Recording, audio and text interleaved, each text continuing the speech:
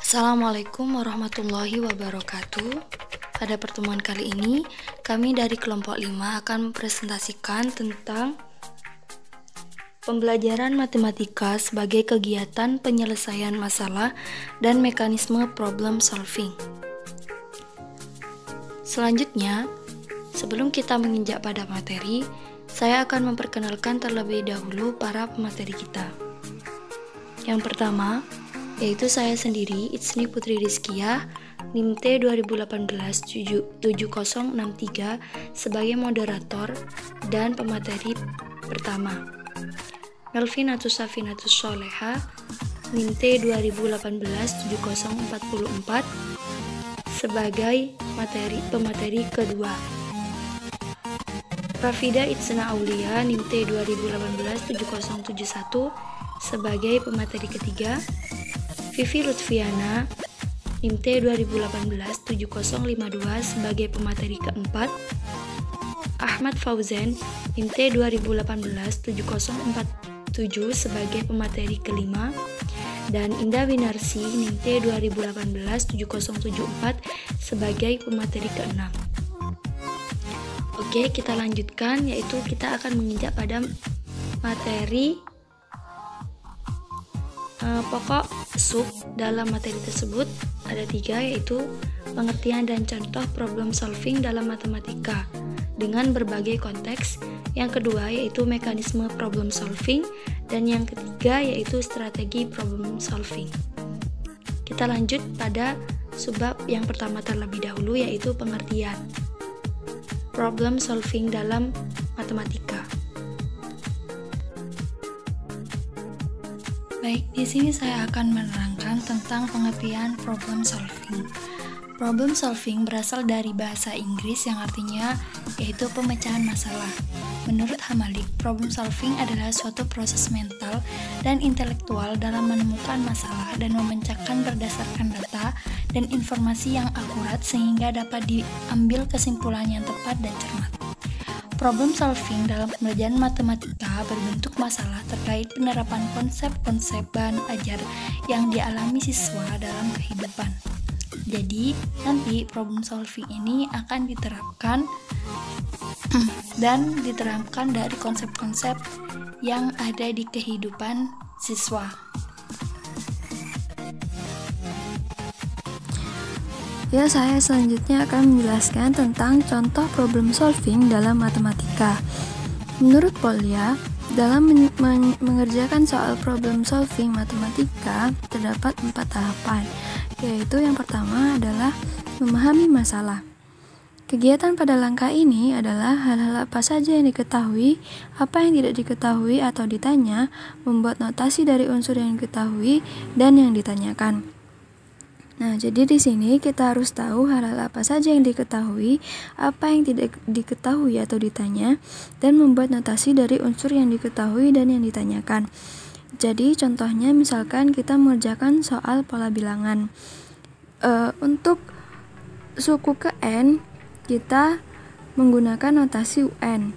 Dan untuk jumlah suku ke N, jumlah dari suku ke N, itu kita menggunakan SN dan lain sebagainya. Selanjutnya adalah yang kedua, merencanakan penyelesaiannya. Kegiatan pada langkah ini adalah mencoba mencari atau mengingat masalah yang pernah diselesaikan yang memiliki kemiripan dengan masalah yang akan dipecahkan, mencari pola atau aturan, kemudian menyusun prosedur penyelesaian. Nah, jadi jika kita pernah mengerjakan soal yang hampir sama sebelumnya, kita hanya perlu mengingat masalah yang pernah diselesaikan yang memiliki kemiripan dengan masalah yang akan dipecahkan. Jika kita belum pernah mengerjakan soal tersebut sebelumnya, kita bisa mencari polanya atau aturan yang dapat memecahkan masalah tersebut. Kemudian kita harus menyusun prosedur penyelesaiannya. Selanjutnya yang ketiga adalah menyelesaikan masalah sesuai rencana. Kegiatan pada langkah ini adalah menjalankan prosedur yang telah dibuat pada langkah sebelumnya. Jadi pada langkah ketiga ini kita mengerjakan atau menyelesaikan permasalahan yang akan dipecahkan dengan prosedur penyelesaian yang sudah kita buat pada langkah kedua. Kemudian yang keempat adalah memeriksa kembali prosedur dan hasil penyelesaian. Kegiatan pada langkah ini adalah menganalisis dan mengevaluasi apakah prosedur yang diterapkan dan hasil yang diperoleh benar, dan apakah ada prosedur lain yang lebih efektif dari prosedur yang telah disusun sebelumnya.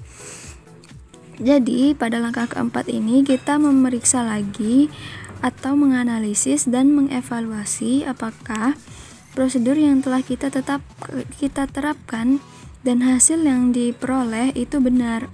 Jadi kita mencoba menggunakan prosedur yang lain, dan kita periksa juga apakah ada prosedur lain yang lebih efektif dari prosedur yang kita terapkan sebelumnya.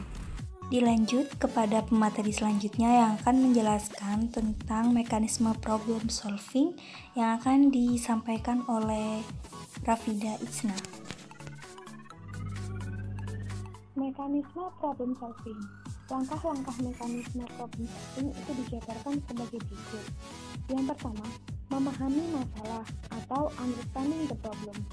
Kegiatan yang dapat dilakukan pada langkah ini adalah hal-hal apa saja yang diketahui, apa saja yang tidak diketahui, membuat nomor notasi dari unsur yang diketahui dan ditanyakan. Yang kedua, merencanakan penyelesaiannya atau devising a plan. Kegiatan yang dapat dilakukan pada langkah ini adalah mencoba mencari atau mengingat masalah yang pernah diselesaikan yang memiliki kemiripan dengan masalah yang akan dipecahkan, mencari pola atau aturan, menyusun prosedur penyelesaian, atau membuat konjektur. Yang ketiga, menyelesaikan masalah sesuai rencana atau carrying out the plan. Kegiatan yang dapat dilakukan pada langkah ini adalah menjalankan prosedur yang telah dilihat pada langkah sebelumnya untuk mendapatkan penyelesaian. Yang keempat, memeriksa kembali prosedur dan hasil penyelesaian atau looking back. Kegiatan yang dapat dilakukan pada langkah ini adalah menganalisis dan mengevaluasi apakah prosedur yang diterapkan dan hasil yang diperoleh benar, apakah ada prosedur lain yang lebih efektif, apakah prosedur yang dibuat dapat digunakan untuk menyelesaikan masalah yang sejenis, atau apakah prosedur dapat dibuat segeneralisasinya. Baik, selanjutnya akan dilanjutkan oleh Vivi Lutfiana tentang strategi pemecahan masalah menurut George Polya. Assalamualaikum warahmatullahi wabarakatuh. Selanjutnya di sini saya akan melanjutkan penjelasan materi mengenai strategi problem solving atau strategi pemecahan masalah. Strategi pemecahan masalah sendiri terdiri dari 3 macam. Yang pertama yaitu strategi pemecahan masalah menurut Polya, yang kedua strategi pemecahan masalah menurut Solso, dan yang ketiga yaitu strategi pemecahan masalah sistematis. Di sini saya akan menjelaskan mengenai strategi pemecahan masalah menurut George Polya. Menurut Polya, strategi pemecahan masalah itu terdiri dari 4 tahapan. Yang pertama, memahami masalah, yang kedua, merencanakan pemecahan, yang ketiga, menyelesaikan masalah, dan yang keempat, memeriksa kembali hasil yang diperoleh. Yang pertama, memahami masalah. Dalam tahap ini, siswa mulai membaca sebuah masalah, memahami dan mencari informasi sebanyak mungkin mengenai masalah tersebut sampai siswa itu paham betul masalah apa yang akan ia hadapi, sehingga siswa mendapat gambaran bagaimana cara ia akan menyelesaikan masalah tersebut, apa strateginya, apa tekniknya. Siswa itu bisa mempunyai gambaran ketika ia itu paham mengenai masalah itu. Seperti itu. Yang selanjutnya yaitu merencanakan pemecahannya. Setelah siswa itu paham mengenai masalah, mengenai apa yang akan ia selesaikan, siswa akan merencanakan pemecahannya. Apa yang tepat, strategi apa yang tepat untuk memecahkan masalah yang ia hadapi itu. Maka di sini siswa akan membuat sebuah rencana strategi pemecahan sebuah masalah yang akan dihadapi. Yang ketiga yaitu menyelesaikan masalah sesuai dengan rencana. Setelah siswa itu paham mengenai sebuah masalah dan merencanakan pemecahannya, maka selanjutnya siswa menyelesaikan masalah tersebut sesuai dengan rencana yang telah ia buat agar ia memperoleh hasil sesuai dengan apa yang ia harapkan. Yang terakhir yaitu memeriksa kembali hasil yang diperoleh. Setelah siswa menyelesaikan masalah, maka siswa akan mendapatkan sebuah hasil. Lalu hasil itu harus diperiksa kembali oleh siswa. Kenapa? Agar ketika terjadi kesalahan, siswa itu masih bisa memperbaiki kembali kesalahan tersebut. Mungkin saja ketika menyelesaikan masalah ada kekeliruan atau keteledoran siswa dalam menyelesaikan masalah, maka siswa bisa memperbaikinya kembali dalam tahap ini. Seperti itu. Jadi dalam tahap Polya ini siswa itu yang pertama harus memahami masalah, yang kedua merencanakan pemecahan masalah sesuai dengan strategi yang ia rencanakan, strategi teknik dan metode apa yang tepat untuk memecahkan sebuah masalah. Yang ketiga itu menyelesaikan masalah sesuai yang telah ia rencanakan, dan yang terakhir memeriksa kembali hasil yang diperoleh dari proses menyelesaikan masalah tersebut agar ketika terjadi kesalahan itu siswa masih bisa memperbaiki. Seperti itu.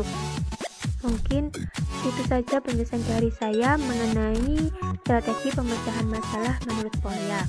Selanjutnya untuk strategi pemecahan masalah matis akan dijelaskan oleh pemateri yang lain. Terima kasih. Wassalamualaikum warahmatullahi wabarakatuh. Baik, di sini akan dilanjutkan oleh pemateri yang kelima yaitu Indah, yang akan mempresentasikan tentang strategi pemecahan masalah menurut Solusi. Baik, di sini saya akan melanjutkan penjelasan dari pemateri sebelumnya, masih berkaitan tentang strategi problem solving. Di sini saya akan menjelaskan strategi problem solving menurut Solusi. Menurut Solusi, strategi problem solving diklasifikasikan menjadi 6 tahapan. Yang pertama yaitu identifikasi masalahnya. Pada tahap identifikasi permasalahan di sini, guru memberi permasalahan kepada siswa. Pada tahap ini, guru mula-mula memberikan pertanyaan yang berkaitan dengan materi yang diajarkan. Nah, setelah itu, siswa mendapatkan pertanyaan. Guru membimbing siswa untuk mengidentifikasi pertanyaan yang telah diberikan oleh guru. Nah, yang kedua yaitu representasi atau penyajian masalah. Nah, pada tahap penyajian permasalahan di sini, guru membantu siswa untuk merumuskan dan memahami masalah secara benar. Pada tahap ini, guru mengajak siswa untuk berpikir dan menemukan poin dari pertanyaan yang telah diberikan oleh guru. Nah, setelah itu, guru juga membantu siswa merumuskan dari pertanyaan yang telah diajukan guru dengan benar. Nah, yang ketiga yaitu perencanaan pemecahan masalah. Pada perencanaan pemecahan masalah, guru membimbing siswa melakukan perencanaan pemecahan masalah. Pada tahap ini, setelah siswa menemukan kata kunci dari soal yang telah diajukan oleh guru, selanjutnya guru membimbing siswa untuk merencanakan pemecahan yang telah diajukan, misalnya dengan cara membuat coretan dalam kertas agar mudah dipahami dan diingat. Nah, yang ketiga yaitu implementasi atau menerapkan perencanaan. Nah, pada tahap mengimplementasikan perencanaan di sini, guru membimbing siswa menerapkan perencanaan yang telah dibuat. Guru membimbing siswa untuk menerapkan perencanaan yang telah dibuat dengan cara guru mendatangi siswa dan membimbingnya secara langsung. Yang kelima yaitu menilai perencanaan. Nah, pada menilai perencanaan di sini, guru membimbing siswa dalam melakukan penilaian terhadap perencanaan pemecahan masalah. Setelah siswa mengimplementasikan pemecahan soal yang telah diajukan oleh guru, maka siswa dibimbing untuk menilai perencanaan apakah sudah benar atau belum. Nah, yang terakhir yaitu menilai hasil perencanaan. Nah, pada tahap ini, guru membimbing siswa melakukan penilaian terhadap hasil perencanaan. Pada tahap yang terakhir ini, guru meminta siswa untuk menilai hasil dari pertanyaan yang telah diajukan oleh guru. Baik, akan dilanjutkan kembali dengan pemateri terakhir kita, yaitu Ahmad Fauzin, yang akan mempresentasikan tentang strategi pemecahan masalah sistematis. Baik, di sini saya akan melanjutkan penjelasan dari materi yang sebelumnya, yaitu strategi pemecahan masalah sistematis. Dalam salah satu karakteristik pendekatan pemecahan masalah sistematis ini adalah dilakukan dengan berpikir secara ilmiah yang di dalamnya menjelaskan bahwa prosedur pemecahan masalah dengan cara sistematis. Dari tahapan-tahapan pemecahan masalah di sini, yaitu yang pertama, masalahnya, yang kedua, membuat rencana penyelesaian, yang ketiga, melaksanakan rencana penyelesaian, dan yang keempat, memeriksa kembali dan mengoreksi hasilnya. Untuk yang pertama, masalahnya, dalam tahap ini dilakukan untuk memperoleh gambaran umum tentang permasalahan dan informasi tentang yang diketahui dan tentang yang belum diketahui. Terus selanjutnya, untuk yang kedua, membuat rencana penyelesaian.